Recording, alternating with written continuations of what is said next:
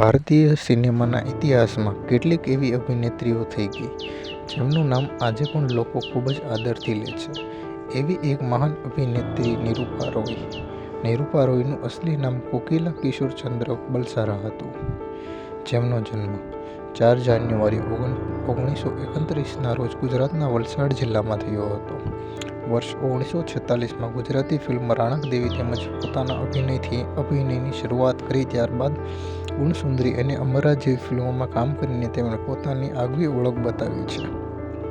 પછી તેમણે હિન્દી ફિલ્મોમાં પ્રવેશ કર્યો અને પોતાની શાનદાર અભિનયથી લાખો લોકોના દિલ જીતી લીધા. ખાસ કરીને અમિતાભ બચ્ચનની માતાની પાત્રમાં તેમનો અભિનય એટલો જીવંત હતો કે આખો દેશ તેમને બોલિવૂડની સ્ક્રીન મધર તરીકે ઓળખવા લાગ્યો હતો. નિરૂપા રોય એક નામ નહીં, પરંતુ ભારતીય સિનેમાની સદાબહાર ઇતિહાસ છે. 250થી વધુ ફિલ્મોમાં અભિનય કરીને તેમણે ભારતીય સિનેમાને અમૂલ્ય યોગદાન આપ્યું છે.